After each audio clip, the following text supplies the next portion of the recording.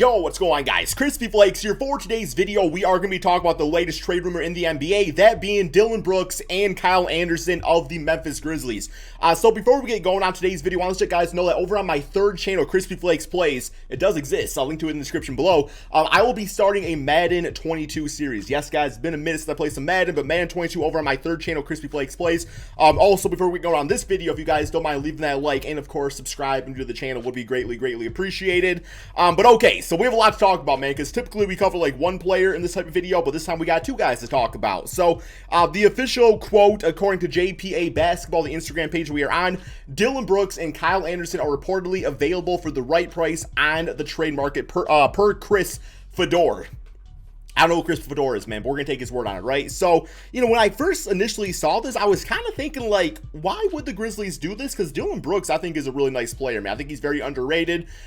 He's just, like, when he's healthy and everything, he's just, like, a good, reliable guy, in my opinion. And then Kyle Anderson, I always kind of think of him as just, like, the jack of all trades type of dude on a basketball team that does all the dirty work to get things done.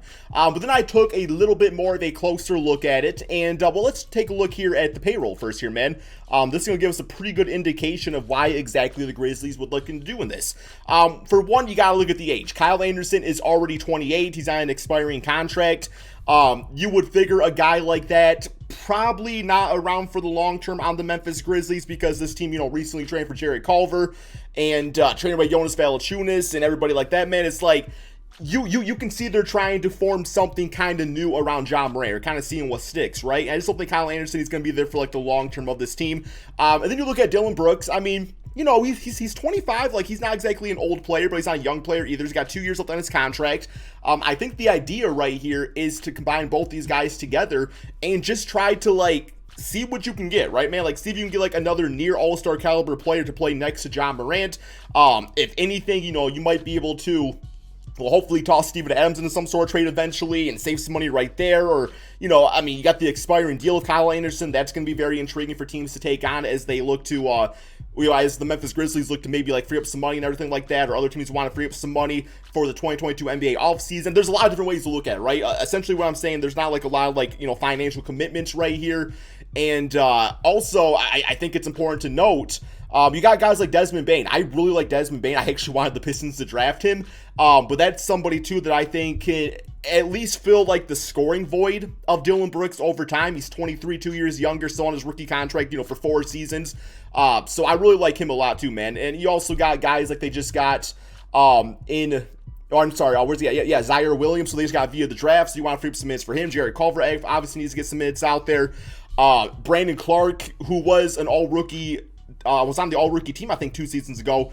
He had some injury issues last season, so he wasn't really in the rotation all too much. So you still got him that can take over Kyle Anderson's minutes. So, yeah, I think it does make sense, especially seeing what they can exactly get out of it. Or even like Jaren Jackson's like healthy now too, and with Steven Adams being on the team, he always remains pretty healthy. Jaren Jackson's going to be playing a lot of the 4 spots, so there's not really a ton of minutes freed up for Kyle Anderson off the bench. You really don't want to play off the bench anyway, man. So, yeah, like I said, a billion ways you could look at this. I feel like I just went through about 17 of them. So, also, looking at just what these guys did last season, man, let's take a quick look right here. Dillon Brooks played 67 games. He was healthy, you know, and Dillon Brooks is somebody that has had his share of injuries going. I guess the second season it was bad, but actually the other 2 seasons wasn't so bad. So really just had the 1 season of major injuries. But beyond that, you know, he's improved every single season he's played, and with the exception of that second one due to the injury. But last year, 17 points, you know, 2 assists, 3 rebounds per game. 34% from 3, maybe not the greatest, but it's fine. And really what I liked him in the playoffs, man. So in the playoffs, for this previous season, 26 points per game and 4 rebounds. He was absolutely going off, and you never know with guys like that. They might be, you know, a guy like Dillon Brooks averaging 26 points in the playoffs, you know, in 5 games, that might give him the confidence boost needed to take that next step as a player. So that's what I was kind of thinking about. I didn't, you know, like regular season, I didn't watch too much Memphis Grizzlies, but I did watch the playoff games and everything. And I was like, yeah, this guy was an absolute beast in the playoffs, right? And then let's go take a quick look over here at Kyle Anderson. Kyle Anderson, you know, is not going to have like as sexy of a stat sheet or stat line or anything like that, man. But what you see with Anderson is that you do get that all-around player, like we were kind of saying early on in the video. And yeah, man, he started 69 games for him last season, was healthy for everything. Season before started quite a few games too. So I mean, this is the guy that could help out a lot of teams that are maybe looking to just get like that guy to help them maybe go to the next step to some extent, right? A rotational piece or something along those lines, man. So yes, over on my Twitter account at CrispyFlakes2K, by the way, I did ask you guys to give me your best Dillon Brooks and or Kyle Anderson trades for a chance to be in a video, and we are going to talk about some of these now. So if you guys want to be part of these videos, you know, go follow me on Twitter at CrispyFlakes2K, and yeah, man, that's pretty much it there, right? So the first trade we have here is by Kings fan. He said Dillon Brooks and Kyle Anderson to the Kings for Buddy Hield and Marvin Bagley. So I would say this is a case here where, you know, the Sacramento Kings, they would be able to save some salary cap to maybe put some new players next to De'Aaron Fox going forward. But also Marvin Bagley, this is kind of the case where you're just like, okay, he's not really the guy for us.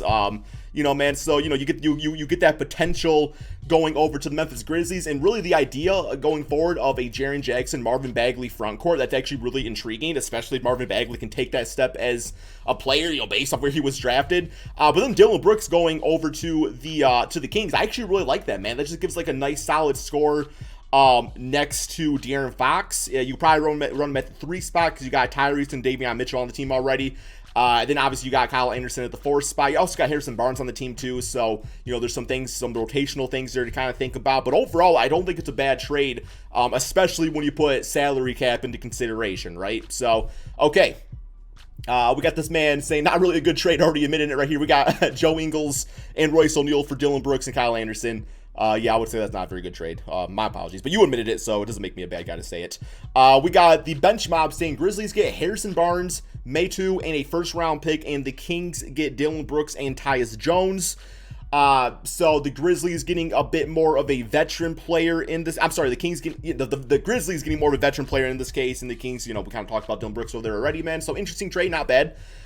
We got Dillon Brooks trade, Dillon Brooks for Kyle Anderson, and Kyle Anderson, you got me there. Okay, good job. Good job, man. Here we have Kyle Anderson for Derrick Jones and draft picks of some kind. I do like the athleticism going over to the Grizzlies. A guy like Derrick Jones could be nice on the team. And then Kyle Anderson gives a veteran player over to, you know, Damian Lillard in Portland. And not to mention, too, like Anderson could be like the Draymond Green for that team. So that's interesting. Not bad. Here we have depressed Mets fans saying Dillon Brooks for Mitchell Robinson. With having Steven Adams and Jaren Jackson, all those guys on the team, I don't really think that this is a solid trade, not only for the Knicks, but also for the Memphis Grizzlies. I don't really think it's really needed in this case. Here we have Brooks for Rubio and a first. So Cavs trying to, well, I guess you get a first-round pick out of it. If you're just looking to get rid of the guy, I guess maybe it's something to think about. Here we have Grizzlies get Jeremy Lamb, Goga, and the second, and the Pacers get Dillon Brooks. I want to give up on Goga that quickly if I'm the Pacers. And not to mention, too, you know, with the Indiana Pacers, they just got Chris Duarte in the draft. You got plenty of depth there at the forward positions and shooting guard spots. So I don't really think there would be a lot of sense to be made here for Dillon Brooks to go to the Pacers.